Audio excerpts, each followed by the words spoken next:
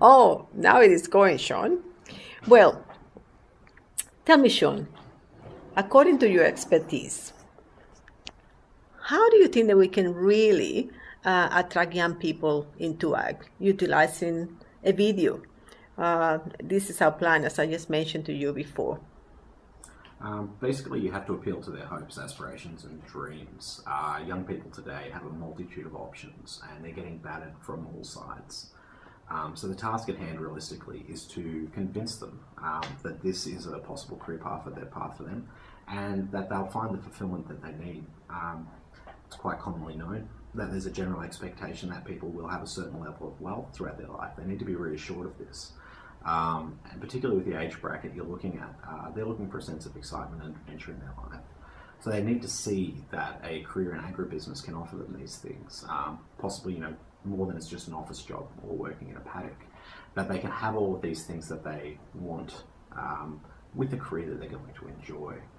So you're trying to sway perceptions and to, I suppose, fill in the gaps for them. I've seen a lot of different advertisements and information that comes through from different sectors of the agricultural industries, be it dairy, meat associations, grain associations, these sorts of ones, and they don't speak to the younger demographic, particularly not ones that aren't aligned with regional areas, rural areas, and the whole concept of farming. They haven't been raised in such a way. So you've got a couple of different publics that you have to appeal to with some incredibly high expectations for life. And a way that I can see that you can actually get this message through is to romanticize it a little bit. Show them the best side of these career paths, the excitement, the adventure, the potential for income, because this is something that is very important to them. Additionally, there's a new generation that has a great concept of social responsibility. It's come through in the last 10 years that they've been raised with this idea that they have to do good by the world. So possibly reassuring them that what they're doing has positive impacts on the environment, humanity, mankind, these sorts of things. You're appealing to inner altruism there as well, because this is a burgeoning concept that's coming through. That in a native fashion, they actually want to do good. It's not something they have to be convinced of. So you've got a lot of conflicting and competing ideas there. And the reason I think a video could work for you, and this is a good idea that you've put forward, is that you can have them for a duration of time. Now, depending on where it's presented, it could be a 3-minute clip, or it could be a 30-minute clip if you can have them as a captive audience somewhere. Video, the spoken word plus the image, gives you a large opening to actually feed information through. So in that regards, a video has the potential to engage and to change perceptions and to provide information at the same time. One of the main issues I see you running into with video is the current expectation of high production values.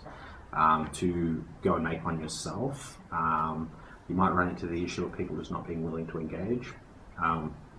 Whereas if you actually go and employ a production company, I can't imagine you coming in at under $10,000 to $20,000 for a video of this nature.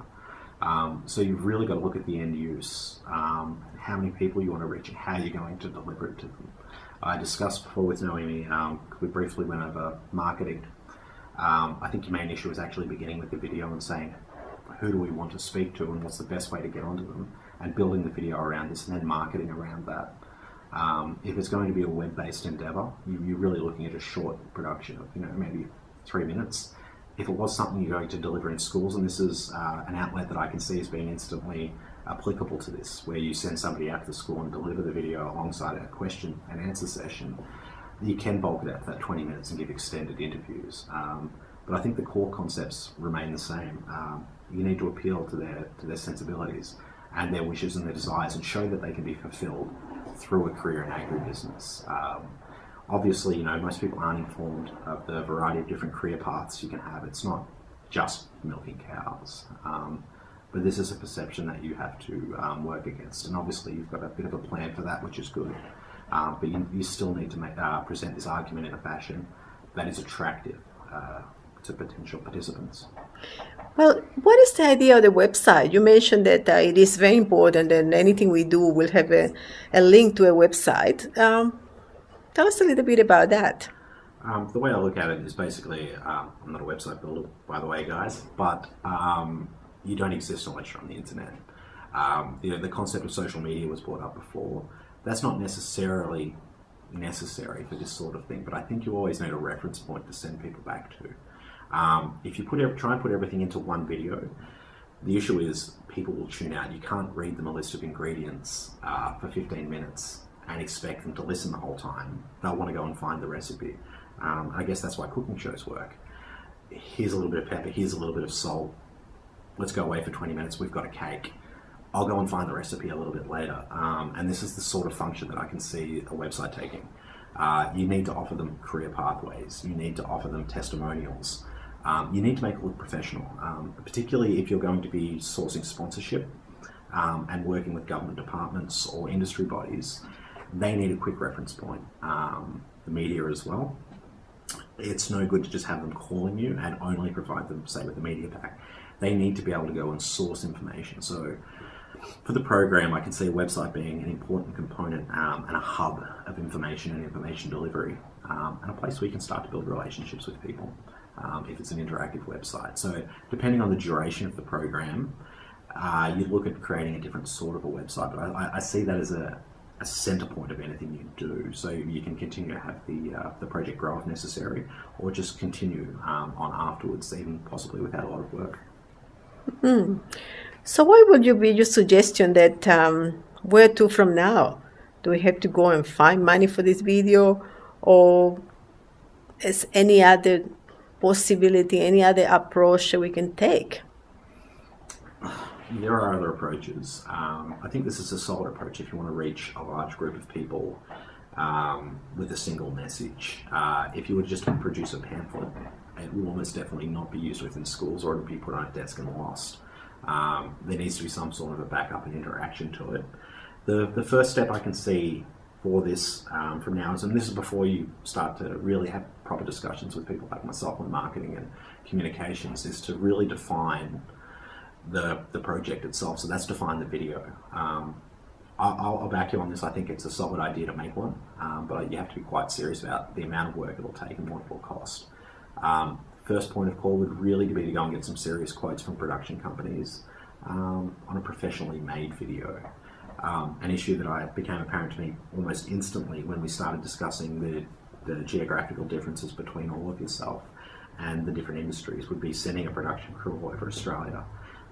This is something you'd have to look into as well. But realistically, I'd go out and I'd start to talk to these production companies and get a rough sort of a costing. And before you go see them, of course, have a pretty solid idea of what you want the video to do and what you'll need the production company to do. And then very quickly get on to approaching organisations to partner with this. It's a solid idea, and as stated before, I can see a number of partners you can very quickly bring on board. If there's any peak industry association, there's any educational institution that works in this field. Basically you're marketing for them, and there's no reason why they wouldn't get on board. It's just a matter of time frames and convincing them of the worthiness. And I think part of that is if you can show them that you can make this product and that this product is going to be fantastic, they can see what your output will be and what the value to them is. And part of that, I think, is possibly having a costed proposal put together, and this is what it'll cost to make the project. Once you start to get a few of these things under your belt, then I think you really look at how you're going to deliver it, which will be an additional cost. But if you make something and you never use it, it has no real value, so it needs distribution. But I think going through the process of finding fundraising, you'll find that these organisations all have their own networks that you can utilise as well, probably bring down your costs significantly. Well, thank you very much, Shaun. It's been really informative, and I think we will continue talking. I will share this with the group. We'll introduce you to the group and all your interesting insight, and we'll be in touch. Thank you, Shaun. Thanks, everyone. Bye.